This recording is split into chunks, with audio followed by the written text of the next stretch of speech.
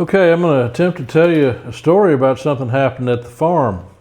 And it was, to be honest, it was a little bit surprising. And it's just one of these little things that you'll run into if you have rural property out in the Philippines and or anywhere else as far as that goes. But it starts this way. Flora and I had gotten up and we had our coffee, and you know, a lot of times we eat down at the caretaker house, or the Bahay Kubo we call it. So, you know, usually there's Flora and I and so the workers, probably four people, and then there's a wife, 5 people down there, and sometimes a couple of kids. Well, and we've been having the dogs, you know, at the property, and the 2 white dogs, if you've seen them in any videos. I hope I've got them in videos. Anyway, they're puppies, and they're brother and sister, and you know, they got really different personalities. They're cute as they can be. They're kind of a handful at times, but you know, and we were working to try to get, you know, some way to kind of keep them up where, you know, they don't get off the land. We did some fence fixing, and actually a couple times, little male, he had actually got under the fence, and all that wonderful ambiance, the background noise at the farm, and I'm referring to the all the fighting cocks. You hear them crowing all the time over there, and it's, you know, when we're out there we don't even hardly notice it anymore. But anyway, he had a fence, and a lot of it was pretty good fence.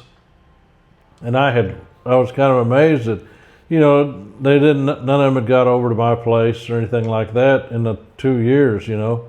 We had a couple of hens running around, but I don't even think they were there. So anyway, the little puppy, he probably wasn't over this big, but he had a lot of energy, and you know, if you didn't watch him, he'd run away and get into trouble. So he did that from time to time, and I think 2 or 3 times we had looked up, and he'd got over into the next door neighbor's yard, and there's all those fighting cocks over there. Well, you know, we discovered it right away, and one time he just come running up to me, and I just reached over the fence, and pretty low fence, and I just picked him up and set him on our side. And once I saw one of our workers, Johnny Lee, he'd went over there and got him, and I think one other time I'd noticed. Well, so it was something that had happened a couple of times, and the owner of the property, or the older guy that lives there, he said something about the white dog had been over there, and he was afraid he was going to chase some chickens. Well, that, you know, so that was the experience up to this point. So, you know, I insisted we get some chains and some things like that. I went and got some leashes, and we started tying them up. And the dogs always slept up at our house up on top of the hill. They'd sleep right outside the door. If you get up and leave the bedroom and go to the bathroom, they'd always look at you. They want you to pet them, and then they'd go back to sleep. And they slept all night. In fact, those dogs, they're growing so fast, they sleep a lot. They'll sleep a lot in the afternoon when it's hot. Then they'll go to bed at night, and they won't get up till we get up. They'll lay there till we get up.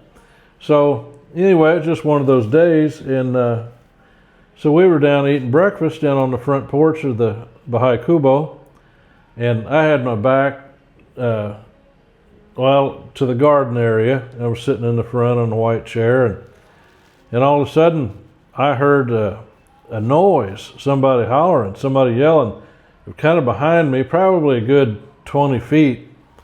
And everybody was looking that way, so I whipped around there and tried to figure out what was going on. And I saw the guy, I was pretty sure it was him, the next door neighbor, was on our property at the corner of the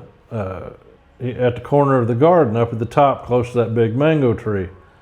And he was hollering something, and I don't know what he said, because I don't speak Ilongo, and he doesn't speak any English, and he wasn't talking to me. And one of my brothers-in-law, I think, run up there, and he's holding a dead chicken, dead rooster. And so I don't remember exactly what I did at that point, but I made sure the dogs were there, and this was like 7 o'clock in the morning. These dogs had been with us the whole time. And so anyway, he was all upset about it, and what was translated to me was that if we didn't pay him 7,000 pesos, he was going to take us to the barangay. Now, if you know what a barangay is, you know what one is. It's a very local form of government that helps to settle disputes like this. And I guess it's kind of a thing if you get called up to the barangay. It's like getting called, the police call you up to their office, so that's kind of what was going on. And he was, as far as I know, he didn't have any proof that our dog had went over there, and he said last night and killed that chicken. Well, I knew where the dogs were at that night, and they weren't over there in his place. They were asleep on our front porch. And so anyway, he was all upset, and he said that, and I told my wife, I said, well, let's just go down to the barangay, and right now we'll call him up there and we'll get this settled.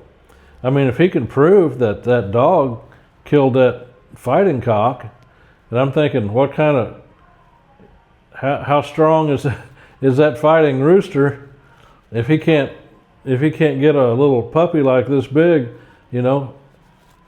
I mean, I really, to be honest, I wasn't buying it, because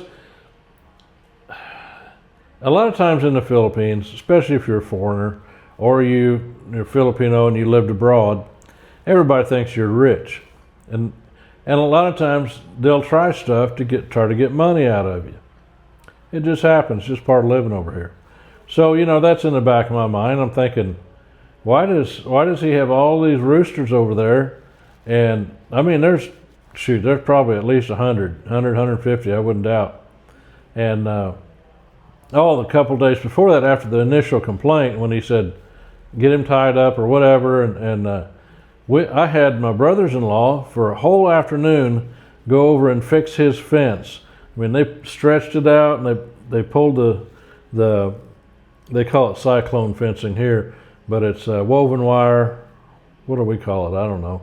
Anyway, woven wire fence, pulled it all the way down, and we even took stakes to hold the wire down at the bottom so the dog couldn't get under it, and we did probably a good 30 feet. We put up new kind of posts, sticks and stuff, good strong sticks and bamboo, and put wired everything up, and got the fence way down to where the dog couldn't get through. And I'd looked, I was kind of watching them, and I was showing them where there was some holes in the fence, because after he said something, I walked up there and I looked at his fence. I was like, man, you got all those roosters over there. This fence is pathetic. It was pretty good from one part of the property to the front, but back toward the back, there wasn't. I mean, the poor puppy wouldn't even have to bend his head hardly to get through that fence. So we did a lot of work all one afternoon, and this story I'm telling you happened probably a week later, after we'd already fixed the fence and after I'd got chains and all this stuff. So nevertheless, we're called up there to the barangay office, and I wasn't even there. There's no sense in me going. I'm not going to understand anything they're saying. And I know a fair amount of Tagalog, but most of them don't. They don't know any, and they speak Ilonggo, and there's going to be a back and forth, and there's just no good reason for me to be there. I mean, if my wife wanted me to be there, I'd be there, but she said no, I'll just go by myself. And so anyway, the great drama of the little tiny town we live in, they take her up to the barangay, and so I mean, they talked about a lot of different stuff. And the thing that really bothered Flora, there was a picture of that rooster, and it had maggots in the side of it, and there was no blood on it. So it's like, well, when did that thing die? Did it just drop over and die? How come they're just now, it didn't just get killed? It takes a while for, the flies to plant the eggs and then maggots come out of it. Kind of gross, I know, but that's part of the story too. And he said, well, you got to give me 7,000, thinking 7,000 pesos for a chicken. Well, I did a little research and I looked up a good fighting cock, for whatever that's worth. You know, I'm not really for mistreatment of animals, but it's a real thing. It's a thing here. So anyway, yeah, you can spend between 7 and 15,000 pesos, which is a little over $100 to, you know, maybe $150, you know, on a rooster. Because what they do is they take them and they fight them and they gamble, of course. That's what they do. And so anyway, I thought, well, if he killed him, he killed him. Let's just get it over with, you know, be good neighbors, and let's live and let live, you know. I hadn't said nothing about them roosters being right up there against the fence. I mean, they bother us 24/7, you know. You can wake up in the middle of the night and them things will be just going off sometimes. But again, we're kind of used to that. That's not a big issue. But, you know, the thing is, we've never complained about anything. And they'd been over there on our property several times during the past 2 years. We first started cleaning it up. She'd come over and yell at our workers to put out fires. It's going to hurt our chickens, you know, all this kind of stuff. And then a week later, we see they're doing the same thing. Smoke's going through their chicken house. Just like, you know, and really, even when we were lighting fires, the smoke was going way past that, the strong winds. And so, I don't know. She come over there and asked what we're doing, and just a little too interested in what we're doing, if you know what I mean. So anyway, we've had sort of some issues, and they have a little store on their property, and I always tried to go down there and buy stuff from her and be nice and all that. But so Flora goes up to the barangay, and it's the son, actually, or son-in-law, that owns all the roosters. And I don't know, I think he works in Iloilo City, and if it wasn't for the son, I don't know, you know. I think he pays, you know, he pays his own way, and he's got a little money, I guess, you know, or good income. I think he makes some income off the roosters, you know, off the fight, the gambling or whatever. So anyway, Flora said, well, look, you know, first of all, the fence wasn't good. You know, that's not our fault. That, you know, you've got that much money tied up in roosters and you don't even have a good fence. If I had, you know, 15,000 peso birds walking around out there, or $100 birds, you know, 7,000 pesos, running around over there, tied up where they can't get away. What they do is they drive a stake in the ground, and then they put them on a little rope, and they got a little band that goes around their leg, and then they got a little perch they can get up on, and somewhere they can get in out of the rain, I guess. Kind of like a doghouse setup for all these roosters. But if I had that much tied up, I think I'd have a fence, you know. Just saying, I'd have a fence because I'd be afraid something like that would happen.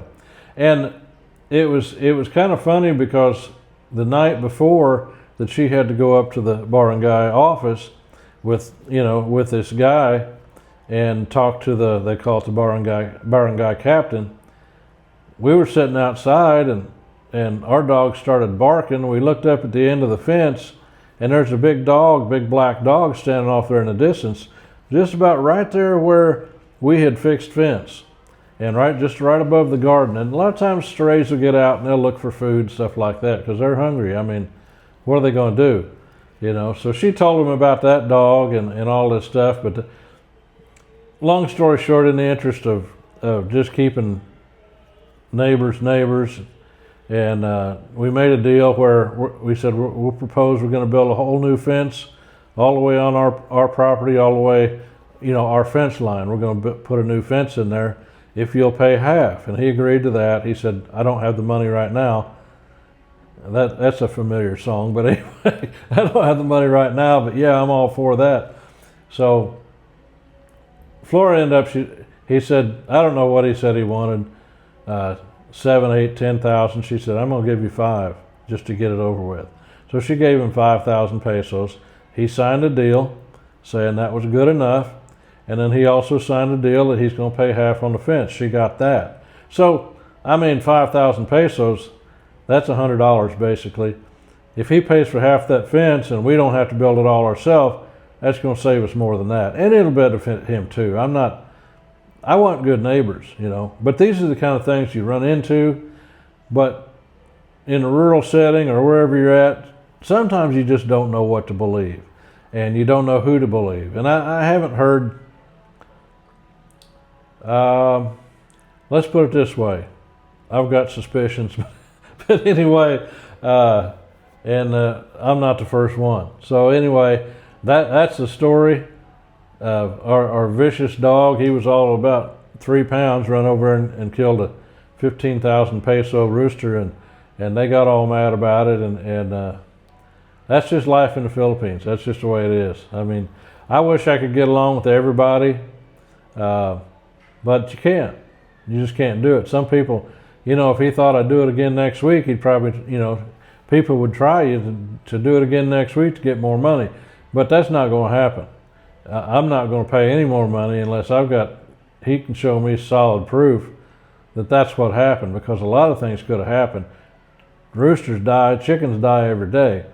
So anyway, that's all I got for that, and not that exciting of a story, but it's a little thing that happened, and thought you might be interested in something like that. So anyway, if you like this video, hit the subscribe button. If you have any questions about anything like that, or you got experience you can share, go down in the comments. I'll be happy to hear about it, and I'll see you next time.